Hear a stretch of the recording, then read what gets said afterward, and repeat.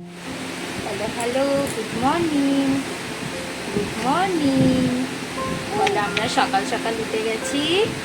আজকে আমার সোনা মায়ের 4 মান্থ হলো, 3 মান্থ কমপ্লিট। আজ সোনা মায়ের ফটোশ্যুট হবে, তাই তো? চলো, তার জন্য আমাদের কি আর, তাই জন্য সকাল সকাল চলে গেলাম আমরা ছাদে। ছাদে গিয়ে আমাদের এই আম গাছটা থেকে আম পাতা পাড়ার খুবই সুবিধা, যেটা আমার শ্বশুরবাড়ি থাকলে হয়তো একটু প্রবলেম হতো। এখন আমি আছি মায়ের কাছে, অনেক দিন মায়ের কাছে থাকা হয়নি পুচকু হওয়ার পর থেকে। তাই জন্য ভাবলাম এবারে একটু ষষ্ঠীতে গিয়ে কদিন থেকেই আসবো। এরপর তো অফিস স্কুলে যাবে, একদমই থাকা হবে না, তাই জন্যই থাকা। আর ও একদমই আমাদের বাড়িতে সেরমভাবে থাকা হয় না, তো আমি এদিন একটু রিকোয়েস্ট করেছিলাম যে থাকার জন্য, কারণ পরের দিনকে ওর ফটোশ্যুটটা করব, ওখান থেকে ফটোশ্যুট করে বেরিয়ে যাবে অফিস। তাই জন্যই ও থেকে গেছিলো। আম পাতা পাড়তে পারতে হঠাৎ চোখ পড়লো একটা ট্যাঙ্কির ওপর দুটো হনুমানগুলো বসেছিল।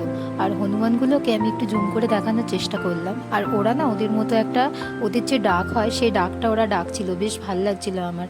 তার মধ্যে তো রয়েছে সকালবেলা পাখিদের কিচিরমিচির ডাক, মানে পরিবেশটা সকাল সকাল ভীষণ ভালো লাগছিল।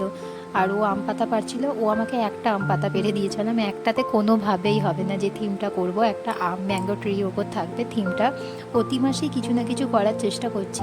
আমারও বেশ ভাল লাগছে ওর জন্য কিছু না কিছু থিম করে ওকে একটু মানে ফটোশ্যুটগুলো করি, নিজেরাই করি। এটা খুব ভালো লাগে, এগুলো করি এই কারণে যাতে স্মৃতি হয়ে থাকে। বড় হয়ে পুচকু দেখবে আমি 1 মাসের এরকম ছিলাম, 2 মাসের এরকম ছিলাম, এটা জাস্ট ফান করলাম। আমার ভীষণ ভাল লাগে, আমার এটা একটা শখ, তাই জন্যই আমি এটা করছি, যাতে আমার মানে স্বপ্নটা পূরণ হচ্ছে। কি হয়েছে?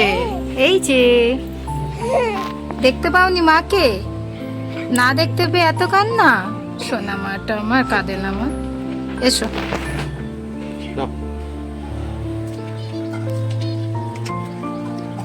ভালো লাগছে না? আচ্ছা, ভালো লাগছে না।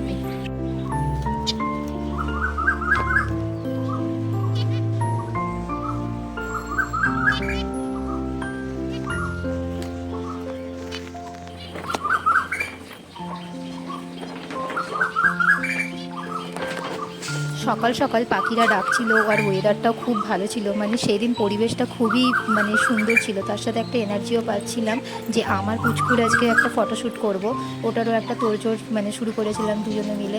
সকাল সকাল উঠেই আমরা আম পাতা পাড়তে চলে গিয়েছিলাম। আর আমার মেয়ে কেন কাঁদছিল? কারণ আমরা আম পাতা পাড়তে গেছিলাম দুজনে মিলে, মাকে বলেছিলাম দেখতে, তো সে আমাকে না দেখতে পেলেই এরকম কান্না স্টার্ট করে দেয়, তাই জন্যই কাঁদছিল। এদিকে বলতে বলতে আমরা মানে মানে আমাদের ফটোশ্যুটের জন্য যে থিমটা করব সেটা আমরা অলরেডি রেডি করে ফেলেছি। দেখো, একটা ম্যাঙ্গো ট্রি করেছি, তার মধ্যে একটা দোলনা, আর আমার পুচকু ওখানে দোলনায় ঝুলছে।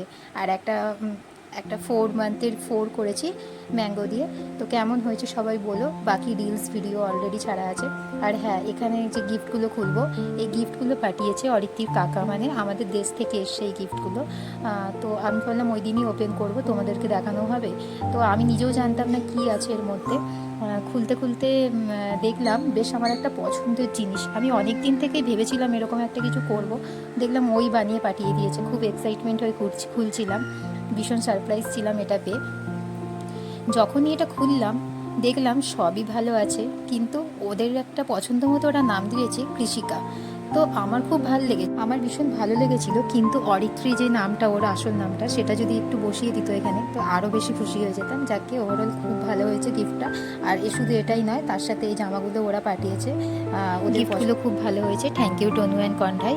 আর এরপর আমরা ওর যে 3 মান্থের কেকটা এনেছিলাম, সেই কেকটাই আমি ওকে একটু খাইয়ে দিলাম। এরপর ও বেরিয়ে যেত অফিস, ও আমাকে একটু খাইয়ে দিয়েছিল অবশ্যই। তারপর আমরা ভিডিওটা এখানেই এন্ড করেছিলাম। তো যাই হোক, ভিডিওটা একটা করে রাখার উদ্দেশ্য, আমার পুচকুও যখন বড় হবে দেখবে যে মা কতটা খেটেছিল ওর পিছনে। মজা করছিলাম। যাকে ভিডিওটা যদি ভালো লেগে থাকে অবশ্যই লাইক, শেয়ার, সাবস্ক্রাইব করো, পাশে থেকো। আর পরবর্তী আবার একটা নতুন ভিডিও নিয়ে চলে আসবো। আজকের জন্য টাটা।